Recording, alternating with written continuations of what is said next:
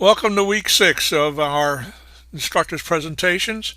This week we're going to get into trade-off analysis, and this is a follow-up on last week's doing pricing, make-buy budgets, and our previous week looking at the systems thinking and management functions.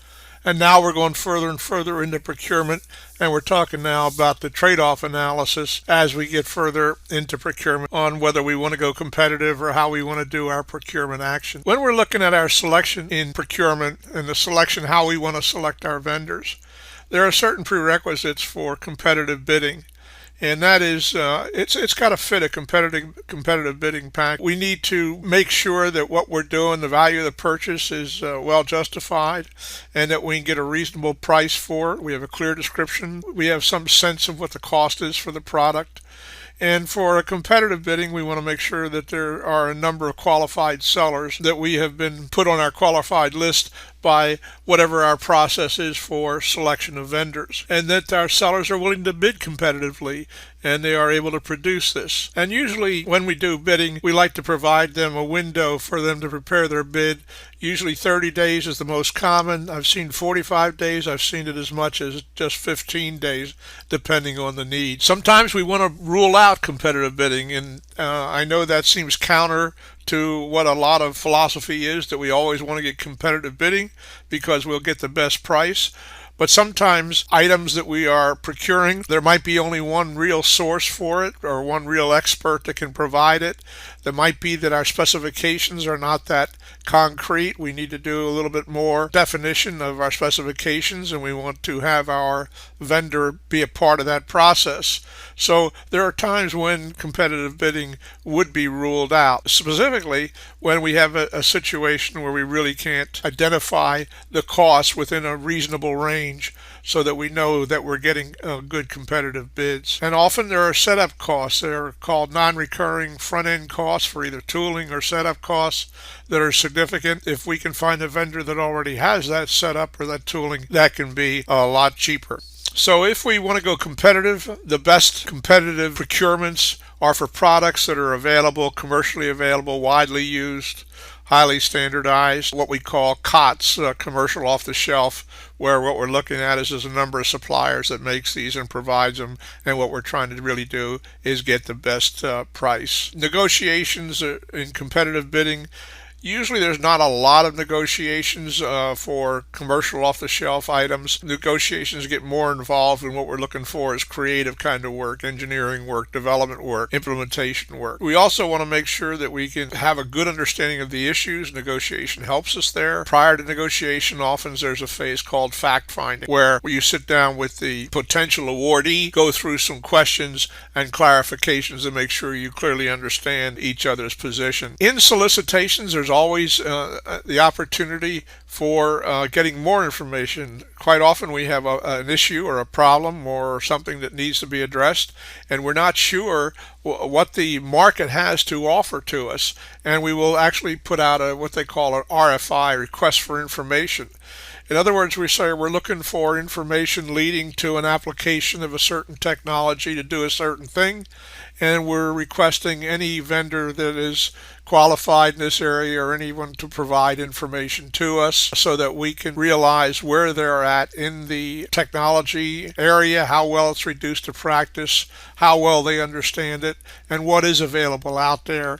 And then we might follow up an RFI later with either an RFP or an RFQ, depending on what it is we want to procure. Invitation for bids, IFBs. Usually these are the quickest and the cleanest types of procurements. What an invitation for bid plainly says is, this is what we want, give us a price. If you're the low bidder, you will get the award. Very clean, very simple. RFPs are more complex than that. A request for a proposal usually asks for a proposal to be submitted where the bidder has to provide a statement of work showing us what their technical approach is, how they're going to do it, what their costs are, what their management of the project will be like, and we want to do a complete evaluation so that the awarded bidder, the bidder that we award to, actually has a high probability of being successful in the project and also satisfying our requirements. Either in the IFP or the RFP, there will be a description of the purchased item, there'll be a schedule, quantity requirements,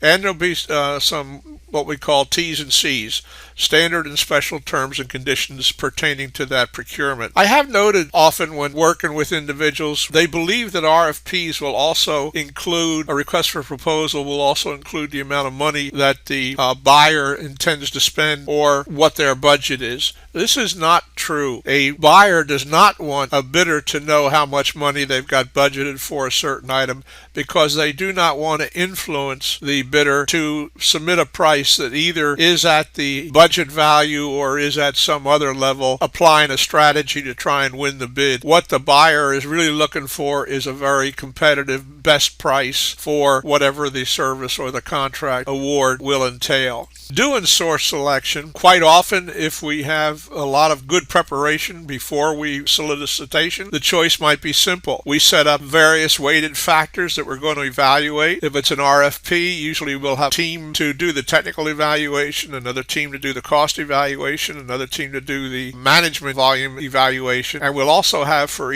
all three of those, we'll have certain factors, weighted factors, which we add the weight to the factor depending on how important we believe that is in the selection process. Currencies will not get into the procurement activity unless the procurement really is crossing international boundaries and there are international currencies involved. It becomes quite complex at that point because not only do you have international currencies, but you also have different law. The law of one country regarding contracts and business is not the same as the law in another country, and it can be very, very complex. Also, the currency that's used, whether it's pounds, euros, drachma, whatever it is, US dollars, there can be a difference due to the exchange rate that's set up at the time when the project is awarded or when payment is made. And so that there's a lot of consideration given to how will the actual payment currency be made in what type of units. Quite often in the United States and with the U.S. government, they require the payment currency to be in U.S. dollars. And that way, whoever is on the other side of the international border has to worry about whatever the exchange rate is at that time, and they're either going to win or lose depending on about whether their currency is above or below the exchange rate when they bid the job. So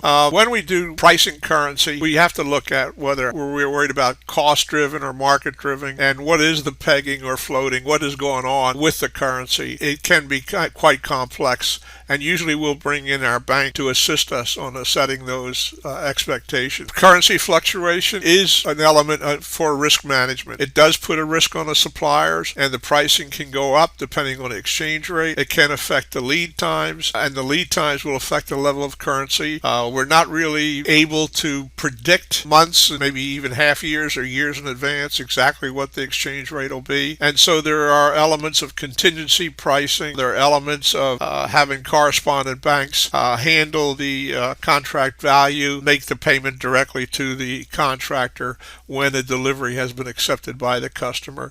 And there's also market hedging, where they do hedging. They will buy to offset any exchange differences. And there's also risk sharing, whereas the buyer and the bidder enter into an agreement that depending on the exchange rate, maybe there'll be some adjustment in the price on one side or the other.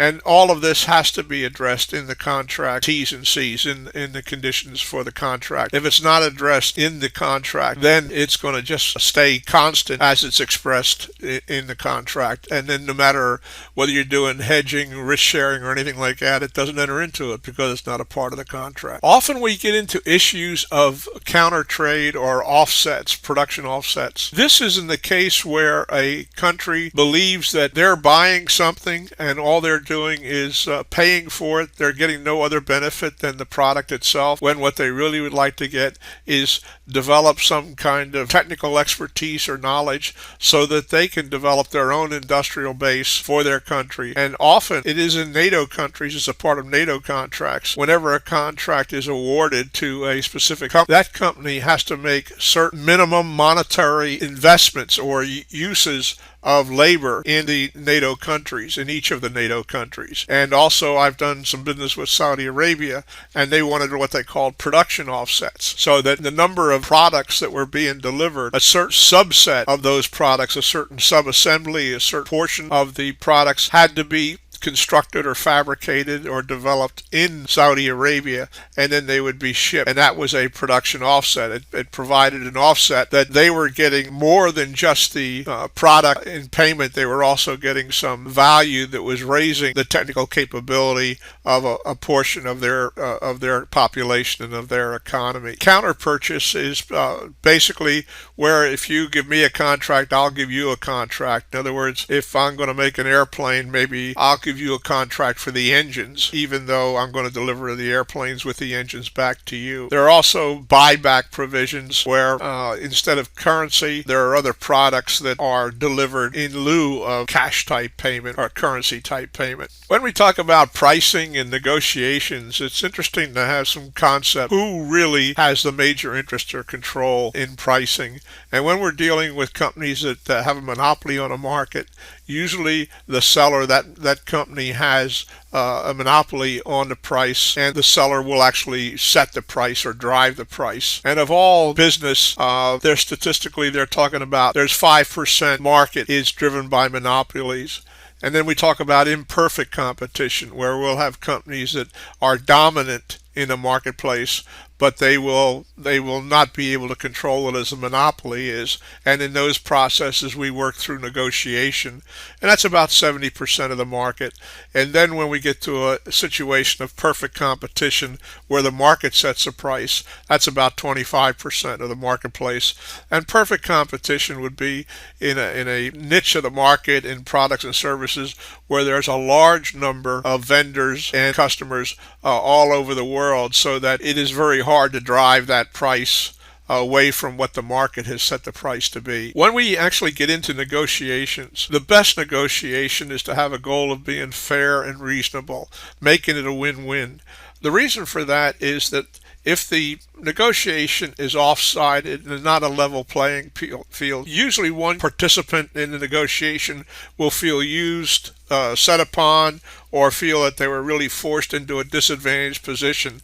And that'll harbor diversity, and it can harbor deterioration in the relationship between the two parties over time. So that it's always smart to treat the person on the other side of the table, or the company on the other side of the table, as an equal, having respect for them, and look for a fair and reasonable goal to your negotiation. Services are also negotiable, and sometimes in negotiations there are attempts to restrain trade or have restraint of trade, and remember from contracts that is actually illegal, and we really don't want to be a party to that kind of process. Taking a look at our pricing now, there are various cost categories, and we have spoken about many of these, and I'm sure that in other courses you have dealt with them as well. But in pricing, when we're going through procurements and solicitation for contracts, we need to understand what these various categories are. And that is when we talk about the variable category. That is interpreted to mean that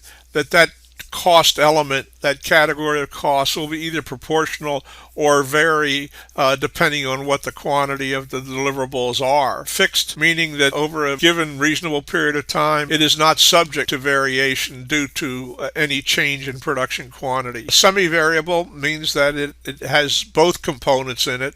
It has a fixed component and a variable component depending on the production quantity. Total costs, we normally think of total costs, and it's universally understood to be all of the costs, your variable plus fixed plus semi-variable, all the way up, but not including profit. It is all the cost, total cost, except the profit. A direct cost is costs that are actually directly traceable to the project or the operation or the services being performed to the project. In other words, if there was no project, if there was no contract, there would be no cost. So this is a direct cost. It is directly traceable to the business activity that's the subject of what we're talking about. Indirect or overhead costs are the type of costs which are not not directly traceable to the project, but they're incurred by the company in its normal pursuit of business, and therefore it is distributed proportionately over the various projects, over the various profit and loss centers within the company. And so once we have a project, we'll have a direct cost element based on that activity for the project, and then that direct cost will incur a burden, a percentage burden, which will add a proportionate amount of either indirect or overhead cost to it, which will build up to become the total costs, and to that we add our profit. Profit added to cost is price, and that's the price that will be listed on the contract. That'll be the number on the contract. And usually, in my experience, cost and the determination of cost is the responsibility for the project manager and the project team to determine what the costs are, and profit is the amount that will be set on top of cost based on management decisions and management's desire to have a profit or how much of a profit they want on a specific job. The prices and the cost and profit, all those elements are influenced by the need for business and also judgment where the competitor's price might be. I've been in situations where a company has gone in and added no profit. They've gone into cost because they wanted to make sure that they could win this project and that they could have establish a relationship with this customer. It was a new customer and they wanted to get off to a good start and get this project, and then they'd add profit to the follow-on projects or follow-on business with this customer. At times, I have seen proposals go in with the price set at below cost, at a loss, because it was so important, or this business was so important, or the relationship with the customer was so important to the company. And at other times, added profit, higher than normal profit, was added to the cost because the company thought that there was a risk element in doing business with this customer or this entity, and that they wanted the job, but they really didn't have to take it in a situation where they might really take it at a loss. And again, this is influenced again by where we are, what our business goals are, what we're trying to achieve, what the market's like, what the economy is like. As I said, in the short term, we may take a loss, the supplier may take a loss. In the long term, the suppliers must make a profit or go out of business. And when you're doing business with a supplier, and if they're providing goods and services to you that you're going to integrate or make a part of something you're delivering to your customer, and you're going to have to provide some support for that product or service for a number of years, you really don't want your suppliers going out of business. You want your suppliers to make a profit and be able to be stable and stay in business so they can also provide you the support you need so that you can support your customer. And so this is the supply chain effect or procurement activity effect.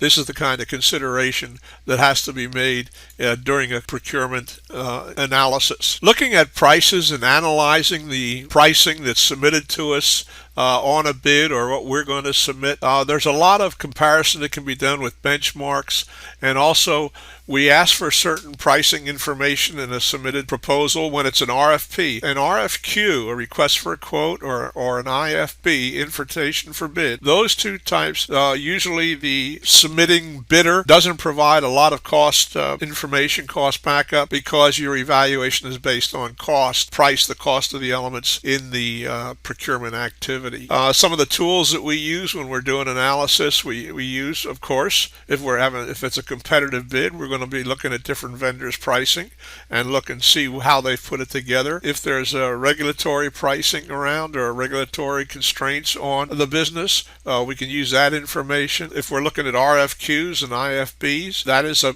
commercial off-the-shelf type item usually, or service, so we can compare catalogs or other pricing information, market pricing, historical pricing, what we paid for this before, or we can make independent cost estimates of our own to try and bring this together. When we're specifically into purchasing design type work or creative work, which usually comes under the heading of a request for a proposal, there are ownership issues. If we're paying for the work to be done, a lot of the times we want to own anything that's developed out of the relationship, out of the contract. We want the intellectual property rights or patents or copyright marks or any special tooling that has to be built by the vendor to deliver the product to us. Since The cost of that special tooling is in the intellectual property issues, ownership issues, patent issues.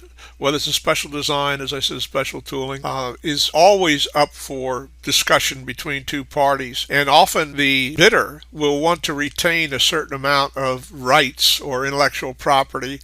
Sometimes they say, okay, you're paying for the development on this and your contract is just work for hire. However, we would like to have a license to be able to use these in other business ventures, and we'll either pay you a certain amount for each one time we use it, such as a royalty, or make some other type of arrangements or offsets that we can come to agreement on who actually owns the intellectual property. And it is very important to have all of these issues of ownership of this creative work fully agreed to before the contract is actually signed. At times we use discounts. It's very, very useful in negotiations. The first company I served as a project manager on, our CEO had a special tool that he used quite often. He would do an executive decrement. In other words, what he would basically do is he'd have us put the proposal together, and we'd put all the pricing and everything in there. And then he would, when he signed it, he would sign executive decrement, and then he'd say take so many $1 million off, and then reduce the price by that amount, and then sign it, so that this would look like an actual reduction in the price, an actual reduction in the pricing for the customer given by the executive. In other words, it was sort of personalized, and it was shown that this was not just a business practice or a business policy, but rather this executive did this. It was very effective at times. Customers felt indebted or a little bit obligated to really give us great consideration before they selected the winning bidder. There's also seasonal or discounts or annual discounts. Quite often, as working through my projects and buying materials and buying several items from a vendor, the procurement department, our purchasing department, would enter into an agreement on annual sales, and we would work with the vendor and say, okay, over the course of a year, we intend to place $100,000 worth of business with you, or we're going to buy 10,000 of these units, or this or that. And so what we want to do is buy that at this unit price. The vendor would go into an agreement with us, and there would be a contract signed, an agreement, annual purchasing agreement put together with these conditions in there.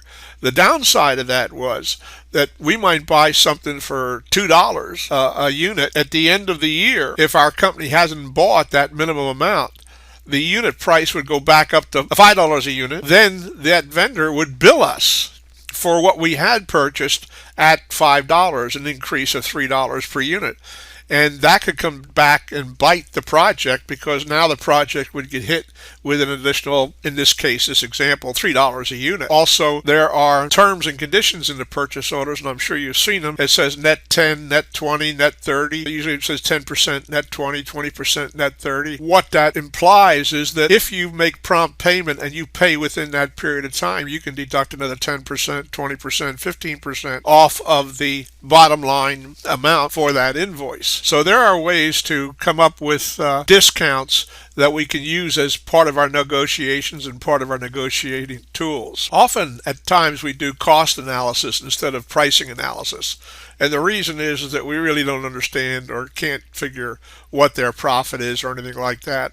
But we can figure out what the cost of the materials are, the cost of the service, the cost of the labor. So we work from a cost analysis perspective. And when we get finished with the cost analysis, we can compare that to price, because we can make an estimate of exactly how much profit might be in there. That gives us some sense for what their markup is or what their profit is on the job.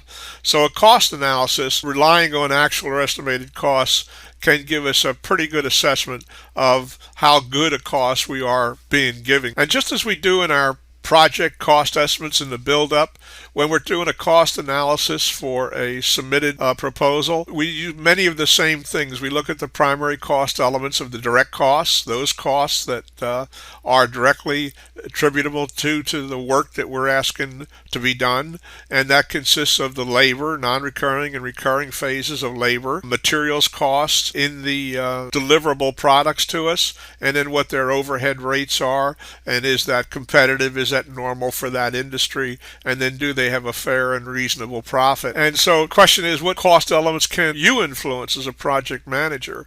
Well, the ones that you can influence really is the direct labor is the biggest one you can influence. And then the second one might be materials, by depending on how you do your material selection or what materials you intend to use. Trends in overhead costs, it's important to be aware of what's happening to overhead costs, because actually the overhead or indirect costs are several factors greater than the actual labor. For instance, if you, just for an example, somebody is working on a project and earning $20 an hour. If that company has a fringe package worth about 40% or 35% of the direct labor, that means, let's just say 40%. That means 40% of $20 is $8. So all of a sudden that gets marked up to $28 an hour. It needs to be paid. And then should they have an overhead burden of 100 or 150%? 150% means that $28 is going to have another $14 added to it. So now we're at $42. And then there's G&A, which is usually 20%. And so that 20% of 42 is going to be another $8.40. So we're now at $50.40, and then you put profit on top of that, and so you're at $60. And sometimes the factors are higher than that. I've seen factors where somebody's direct labor charge is factored by 8, a factor of 8. So if you were making $20 an hour, the company would be billing out about $160 an hour for your time and for your service. And this is because of the overhead burden, G&A, general administrative costs, and also the fringe package costs. When we take a look at the different contract types, in just looking at them in a very gross sense, there are really two major types, and that's fixed price. That means that the bidder bids one price, you negotiate one price, and then no matter what it really costs to the bidder, they're only going to get paid that fixed price. So if it costs them too much, they're going to lose money. If it doesn't cost them what they think, they're going to make a lot more money. Then there's cost reimbursement type contracts. And these are usually when the work is ill-defined or there's a lot of uncertainty in the work that needs to be done, new technologies, no specifications, things of that nature. And a cost reimbursement type contract can either be like a time and materials, where the vendor is reimbursed based on the hours they incur and based on the materials they consume. And then there is a cost plus fixed fee type contract, where their costs, their hourly costs, their labor costs, their material costs are reimbursed, and then on top of whatever their costs are, they're guaranteed a certain fee, which is paid no matter what the cost actually comes in with in the end. And then there's also incentive type contracts. And an incentive type contract is used when we're trying to motivate the supplier to reduce costs or keep costs down or beat a schedule. And so there might be an award fee or an incentive if the vendor underruns the bid price or the expected cost. They can share, or they will get a financial award, which really is all profit to them. It's just added to their profit. So there's incentives for them to achieve certain performance requirements. When you choose a contract type, it is a critical decision, because it will affect costs, it'll affect the relationship, the schedule, the performance, and also the completion liability. On a fixed price contract, the bidder has got to complete the contract and provide all the deliverables no matter what it costs them. On a cost type contract, if the costs get too high and all of a sudden the customer says, I'm not going to pay anymore, well then the bidder does not have an obligation, a legal obligation, to finish the job. They can stop right there because they're supposed to be reimbursed for whatever they spent. The completion liability shifts whether you have fixed price or a cost type contract, and that's a very important type of situation. Looking at our fixed price type contracts, a little more information on a firm fixed price, FFP, means that the cost risk is to the supplier, as I just said, and this provides the maximum incentive for a supplier to underrun. They make more money. And if the uncertainty is high, then the supplier is going to put probably a lot of contingency or ask for a higher profit so that they can have some sense of reserve so they won't underrun. Then there's a fixed price with what they call an economic price adjustment adder to the fixed price contract. And what that does is that says that they're going to have this price, and then when the contract is completed, depending on what has happened to the the cost indexed or the inflation factor or whatever factor has been set as the standard, then they'll get reimbursed an adjustment depending on what that factor really is. There's also in fixed price contracts what they call fixed price redetermination. That means that after the contract is over, you can take a look at a near-term fix with a long-term price adjustment. In other words, you have a fixed price contract, and then depending on economic situations, then at the end there's a price adjustment for long-term. But that price adjustment might be done up front. It's predictive. It's prospective. And then the other case is where you have a near-term fixed price with an adjustment after completion. In other words, depending on what the actual facts are in the economy and things like that, that's retrospective. And that looks back on all the situation, and you can get an adjustment there in the pricing. Incentive contracts, there's a lot of incentive contracts. When we talk about target cost, target profit, usually you're talking about a cost type contract. And so what you agree to is you agree to this is a most likely cost, and based on that cost, there's a target profit assessed to it, which is considered fair and reasonable. And then if you go beyond those target costs, above it or below it, then usually there's some sharing arrangement like 60-40 on one side, 70-30 on the other side of the target cost, and then that affects the profit and that affects the reimbursement. And those are there's a lot of those type contracts, and I've worked many of them. And then there's also some terminology about when you're talking about optimistic and pessimistic cost and optimistic and pessimistic profit. But in those cases, you're getting into far more complex contracts, and I haven't seen a lot of that. The incentive contract with target cost and target profit, I've seen most of those. Moving on to fixed price incentive now.